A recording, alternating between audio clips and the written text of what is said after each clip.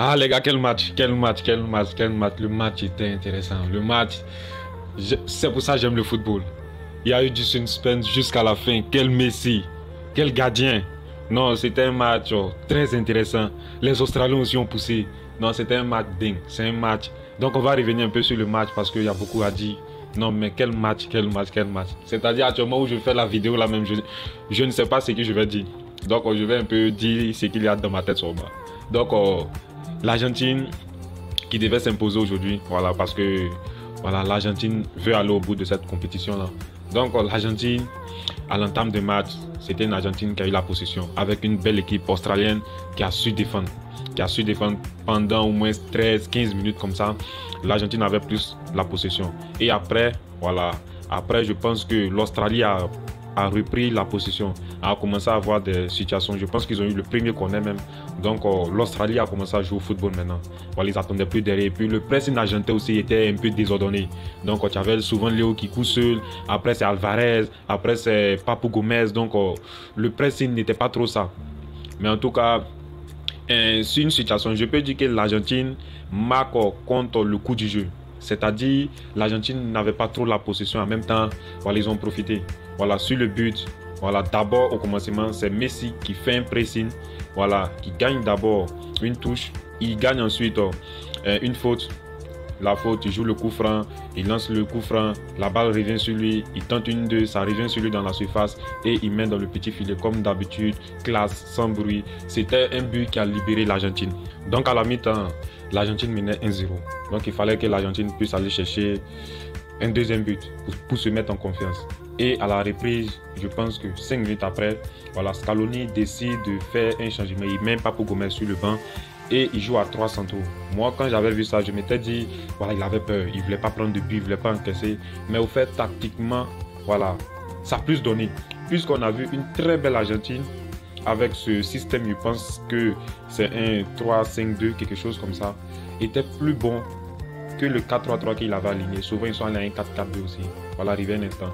Donc, je me dis, voilà, c'est un bon coaching aussi. Parce qu'au fait, sur le 3-5-2, voilà, c'est quand même, on avait une Argentine libérée, un Léo maintenant qui touche beaucoup de ballons par rapport à la première mi-temps. Donc l'Argentine qui a pressé. Et il y a eu maintenant le deuxième but. C'est l'erreur un peu du gardien, etc. De la défense en quelque sorte. Voilà, l'Argentine profite bien. Un d'épaule qui vient bien presser.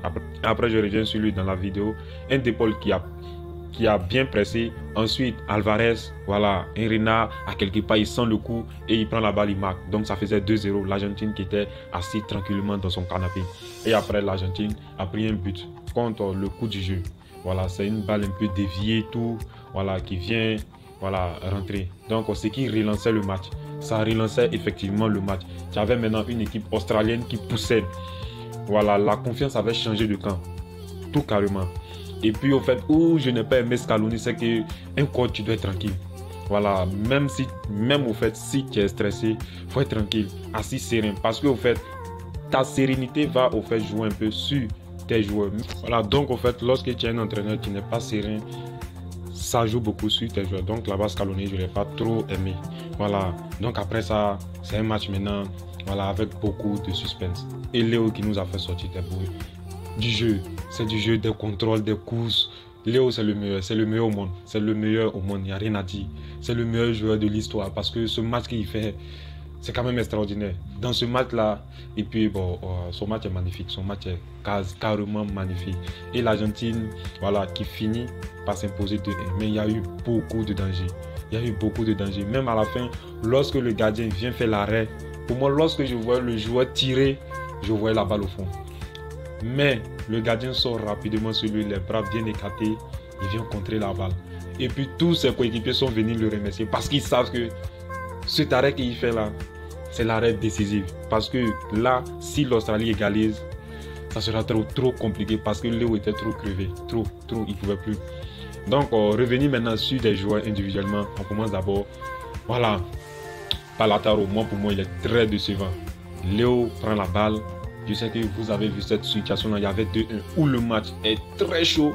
Léo arrive à quand même contrôler, à éliminer, à fixer, à délivrer une passe décisive. Il suffit juste, c'est vrai qu'il dit juste, mais là, il suffit juste maintenant de mettre la balle au fond. c'est un joueur de haut niveau. Normalement, il peut le faire. Nous, si c'est ici au Maracana, même si tu as loupé ces genres d'occasions-là, tu ne joues plus après. Voilà, c'est comme ça. Mais lui, c'est un joueur de haut niveau, il loupe.